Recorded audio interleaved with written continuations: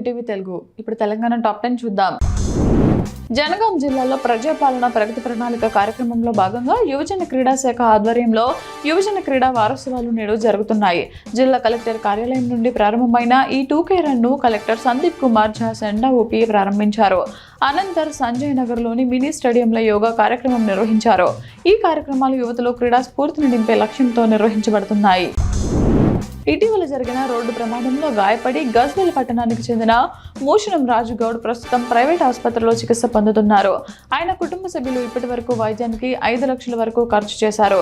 మరిన్ని డబ్బులు అవసరమని తెలుసుకున్న గజ్వేల్ ఆపన్నహస్త మిత్ర బృందం సభ్యులు 20,000 ఆర్థిక సహాయాన్ని అందజేశారు.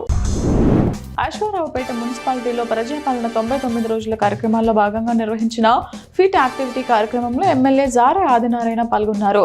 ఆయన 2K రన్లో అధికారులతో కలిసి పరుగుతీసి నియోజకవర్గ ప్రజలకు సందేశం ఇచ్చారు. ఈ నెల 23వ తేదీ వరకు 5 రోజుల పాటు జరిగే ఈ కార్యక్రమాల్లో ప్రజాప్రతినిధులు, అధికారులు చురుగ్గా పాల్గొనాలని ఎమ్మెల్యే సూచించారు. మెదక్ జిల్లా పాపన్నపేట మండలంలోని నాగసానిపల్లి గ్రామంలోని శ్రీ ఏడుపాయల వనదుర్గ భవాని అమ్మవారి ఆలయంలో అమ్మవారిని ప్రత్యేకంగా అలంకరించి పూజలు, అభిషేకాలు నిర్వహించారు. ఈ వార్త ఆలయ ప్రాముఖ్యతను నిర్వహించిన ప్రత్యేక కార్యక్రమాలను తెలియజేస్తుంది.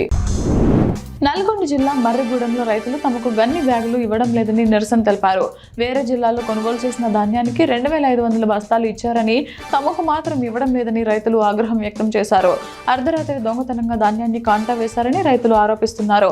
ఈ విషయంపై పోలీసులు విచారణ చేపట్టి చర్యలు తీసుకోవాలని రైతులు డిమాండ్ చేశారు. ఆదిలాబాద్ ఇందిరా ప్రియదర్శిని స్టేడియం నుంచి ప్రజాపాలన ప్రగతి ప్రణాళిక కార్యక్రమంలో భాగంగా నిర్వహించిన 5K మ్యారథాన్ను అదనపు collector Rajeshwar, municipal chairperson Anusha, market committee chairman Srikanth రెడ్డితో కలిసి ప్రారంభించారు. శారీరక, మానసిక దృఢత్వం కోసం వ్యాయామం అలవాటు చేసుకోవాలని ఈ సందర్భంగా రాజేశ్వర్ అన్నారు. ఆరోగ్యంపై అవగాహన కల్పించడమే ఈ కార్యక్రమం ముఖ్య ఉద్దేశమని తెలిపారు. మ్యారథాన్ ఉత్సాహంగా సాగింది. హన్మకొండ సుబేదారి పోలీస్ స్టేషన్ పరిధిలోని ఇంద్రనగర్లో పేకాట స్థావరంపై వరంగల్ టాస్క్ ఫోర్స్ పోలీసులు దాడి చేశారు. ఈ దాడిలో గుట్టుగా జూదం ఆడుతున్న 10 మంది నిందితులను అరెస్ట్ చేశారు. వీరిలో జనగామ, హుజురాబాద్, హన్మకొండకు చెందిన వ్యాపారులు ఉన్నట్లు తెలిసింది. ఘటనా స్థలం నుండి 1,91,150 రూపాయల నగదు, 10 మొబైల్ ఫోన్లను పోలీసులు స్వాధీనం చేసుకున్నారు. టాస్క్ ఫోర్స్ ఏసీపీ మధుసూదన్ పర్యవేక్షణలో ఈ దాడి జరిగినట్లు సిఐ బాబులాల్ తెలిపారు. ప్రతి ఒక్కరూ ఆరోగ్యవంతమైన జీవనం కోసం యోగా, వ్యాయామాలను నిత్య జీవితంలో భాగం చేసుకోవాలని జిల్లా కలెక్టర్ భవేష్ మిశ్రా అన్నారు. ప్రజాపాలన ప్రగతి ప్రణాళిక యువజన క్రీడా వారోత్సవాల్లో భాగంగా నిర్వహించిన fit and active Telangana marathon and physical literacy కార్యక్రమాన్ని కలెక్టర్ జెండా ఊపి ప్రారంభించారు.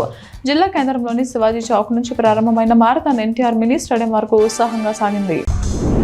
వేములవాడ రాజన్న ఆలయానికి అనుబంధంగా ఉన్న శ్రీ భీమేశ్వర స్వామివారి ఆలయానికి భక్తులు అధిక సంఖ్యలో తరలివచ్చారు. వేసవి సెలవుల కారణంగా కుటుంబ సమేతంగా సుదూర ప్రాంతాల నుంచి భక్తులు వేములవాడకు వస్తున్నారు. స్వామివారి దర్శనం అనంతరం భక్తులు కొండగట్టు ఆంజనేయ స్వామివారిని దర్శించుకుంటున్నారు. భీమన్న గుడిలో కోడెముక్కులు చెల్లించుకొని భక్తులు స్వామి సేవలో తరించారు. యాదాద్రి భువనగిరి జిల్లా యాదగిరిగుట్ట నుండి ఆలేరు వరకు సైకిల్పై ప్రయాణించిన రాష్ట్ర ప్రభుత్వ whip Aleru MLA Beerla Ilaiah petrol, diesel ధరల పెరుగుదలపై ఆవేదన వ్యక్తం చేస్తూ మోడీ ప్రభుత్వ హయాంలో సామాన్య ప్రజలు సైకిళ్లపై ప్రయాణించాల్సిన పరిస్థితి ఏర్పడిందని విమర్శించారు. వంగపల్లి మీదుగా ధాన్యం కొనుగోలు కేంద్రాన్ని సందర్శించి కొనుగోలు ప్రక్రియను పరిశీలించారు.